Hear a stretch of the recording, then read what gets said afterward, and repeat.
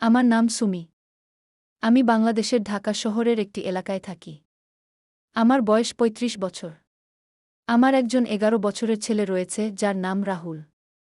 রাহুল এখন স্কুলে পড়ে। আমার স্বামী ইমরান নারায়ণগঞ্জের একটি প্রাইভেট কোম্পানিতে কাজ করেন। আমাদের বাড়ির মালিক ফখরুদ্দিন আমাকে একেবারেই পছন্দ করেন না। যখনই তিনি ভাড়া নিতে আসতেন তখন তিনি আমাকে খুব অসম্মানজনকভাবে দেখতেন। আমাদের আর্থিক অবস্থার কিছুটা খারাপ ছিল। আমরা ঢাকার একটি ছোট্ট ভাড়াবাড়িতে বাস করছিলাম, যেখানে একটাই ঘর ছিল। ঘরের এই সংকীর্ণতায় আমাকে, রাহুল এবং আমার স্বামীকে একসাথে ঘুমাতে হতো। রাহুল কখনো ঘুম থেকে ওঠেনি, তাই আমি আর আমার স্বামী একে অপরের কাছে আসার খুব কম সুযোগ পেতাম। কিন্তু এক সকালে আমার স্বামী আর সহ্য করতে পারলেন না। সেদিন সকাল ঠিক ৯টা। প্রতিদিনের মতো আমার স্বামী অফিসে যাওয়ার প্রস্তুতি নিচ্ছিলেন। আজ অনেক দিন পর তিনি আমার কাছে আসার ইচ্ছা প্রকাশ করেন। তিনি বাথরুম থেকে বের হওয়ার পর হাসিমুখে বললেন, সুমি, আজ রাহুলের স্কুলের ছুটি। সে এখন ঘুমাচ্ছে। তুমি কি একটু সময় তোমার জন্য বের করতে পারবে? আমি লজ্জা পেয়ে বললাম, এটাই তো শেষ সুযোগ, কারণ রাহুল ঘুমাচ্ছে। আমরা ১০ মিনিট সময় পেলাম। শেষে আমি বললাম, এখন তুমি অফিসে যাও, নইলে দেরি হয়ে যাবে। সেই দিনটি খুব বিশেষ ছিল। আমার স্বামী অফিসের উদ্দেশ্যে বের হওয়ার আগে বললেন, সুমি, আমি কিচেনে ভাড়ার টাকা রেখেছি। বাড়ির মালিক হয়তো আসবে। কিছু পরে রাহুল উঠল এবং আমি তাকে নাশতা দিতে বললাম। নাশতা খেয়ে রাহুল বলে উঠল, মা, আমি বন্ধুদের সঙ্গে খেলতে যেতে পারি? আমি তাকে অনুমতি দিয়ে বললাম, ঠিক আছে, কিন্তু খেয়াল রেখো। রাহুল বের হয়ে যাওয়ার পর আমি বাড়ির কাজ শুরু করলাম। দুপুরবেলা যখন খানিকটা শান্তির মধ্যে রান্নার প্রস্তুতি নিচ্ছিলাম, তখন আচমকা মনে হলো যে আমাদের ঘরে ভাত নেই। পকেটে টাকার অভাব ছিল, ফলে আমাকে রেশনের দোকানে গিয়ে ভাত আনতে হবে। আমি ভেবেছিলাম, কিভাবে করব? আমার স্বামী যে টাকা রেখেছিল তার মধ্যে থেকে কিছু টাকা নিয়ে আমি রেশন দোকানে গেলাম। দোকানে গিয়ে ভাত কিনে ফেরার সময় মনে পড়ল, রান্না ও বাসার কাজ করার কারণে আমি এখনও স্নানও করতে পারিনি। আমি দ্রুত পরিস্থিতি সামলানোর চেষ্টা করতে লাগলাম। মনে মনে আশা করছিলাম, হয়তো আজ বাড়ির মালিক আসবে না। কিন্তু তখনই ভাবলাম, হয়তো এসে গেছে।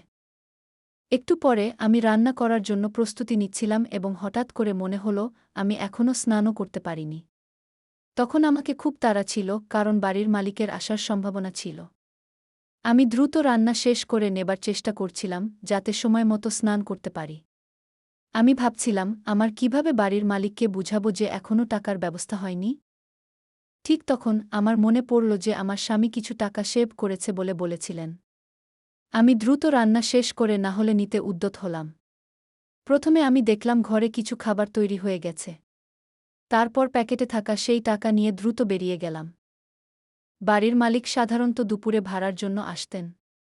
আমি ভেবেছিলাম, এর মধ্যে হয়তো তিনি আসেননি, কিন্তু ঘড়িতে যখন দেখি ২টা বেজে যাচ্ছে, তখন আমার চিন্তা বাড়তে লাগল। আমি দোকান থেকে নিয়ে আসা ভাতের প্যাকেটটি মন দিয়ে রাখলাম এবং ভাবলাম, দ্রুত যদি বাইরে গিয়ে চেক করি। যেমন আমি এলাম, মুখে নরম হাসি নিয়ে রাস্তার দিকে তাকিয়ে দেখলাম, আমার বাড়ির মালিক এসে গেছেন। তিনি রেগে ধমক দিয়ে বললেন, সুমি, ভাড়া দিলে আনো, না হলে এই বাড়ি খালি করো। আমি খুব ভ্রষ্ট হয়ে গেলাম। আমি তাকে বললাম, অনুগ্রহ করে একটু সময় দিন, আমি কাল পুরো ভাড়া দিয়ে দেব। কিন্তু তিনি কোনো কথা শুনলেন না। তিনি একটানা বললেন, আজকের মতো কিছু হতে পারে না। তুমি বা তো ঘোড়া চাপা দাও, নয়তো বাড়ি খালি করো। আমি তার কথায় খুব হতাশ হলাম। মনে মনে ভাবছিলাম, ভদ্রতা করা উচিত, কিন্তু কিভাবে? আমার চোখে জল চলে এলো। এবং আমি বলেছিলাম, ঠিক আছে, আমি আপনার ঘোড়া চাপা দেব।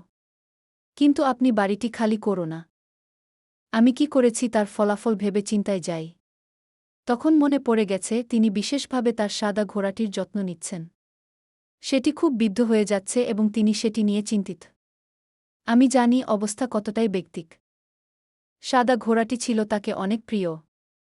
আমি তাকে ভাড়া দেবার ব্যাপারে সব কিছু চিন্তা করে বিশাল প্রভাবিত হই।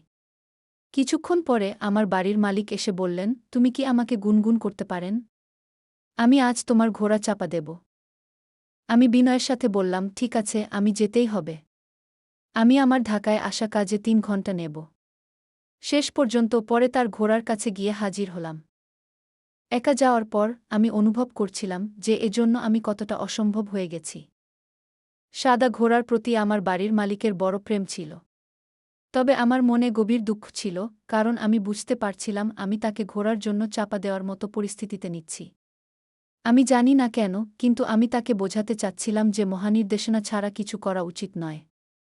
বাড়ির মালিক ফখরুদ্দিন শত শত সমস্যা এবং চাপের মধ্যে ছিলেন এবং তার ঝামেলার জন্য অন্যদের ক্ষতিগ্রস্ত করতে চাননি।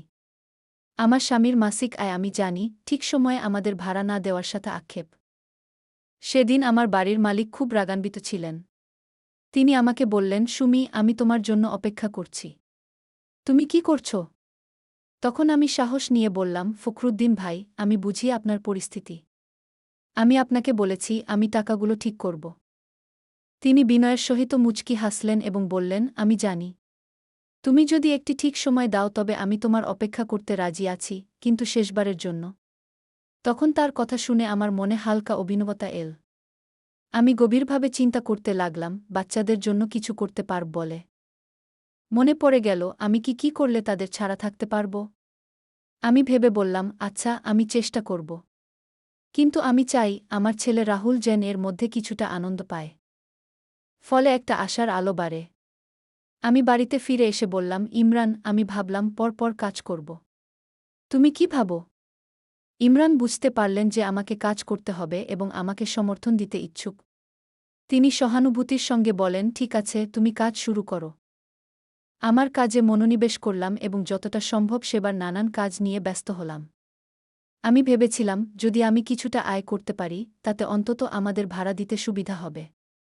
তবে আমার স্বামী বললেন, তুমি শক্তিশালী। আমরা সব কিছু মোকাবেলা করতে পারব। আমাদের জন্য সংগ্রাম করে দিনগুলো কাটাতে লাগল, কিন্তু আমার বিশ্বাস ফিরে আসতে লাগল। প্রতিদিন এক নতুন আনন্দের সমাহার নিয়ে আসছিল। আমি নিশ্চিত ছিলাম যে আমি এবং আমার স্বামী এই সমস্যা কাটিয়ে উঠব এবং ভবিষ্যতে নিজেদের এবং আমাদের সন্তানের জন্য ভালো একটি জীবন গড়তে পারব। দিনগুলো চলতে লাগল। আমি জানতাম আমাদের অর্থনৈতিক সমস্যা রয়েছে, কিন্তু আমি মনে মনে দৃঢ়প্রতিজ্ঞ ছিলাম যে আমি এই পরিস্থিতি কাটিয়ে উঠব। আমি একটি ছোট কাজে যাত্রা শুরু করলাম এবং ব্যবসা করতে লাগলাম। ব্যবসার মাধ্যমে আমি কিছু আয় শুরু করি যা আমাদের ভাড়ার সমস্যা সমাধানে সাহায্য করছিল। ইমরান আমাকে সমর্থন দিচ্ছিলেন এবং সেই সঙ্গে রাহুল খুব উপভোগ করছিল।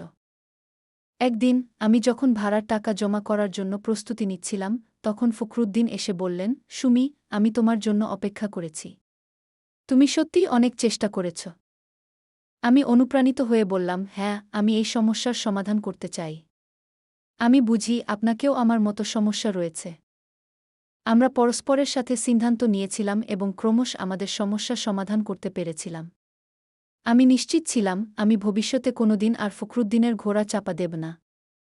এভাবেই আমাদের জীবন ধীরে ধীরে আগের থেকে অনেক ভালো হয়ে যায়।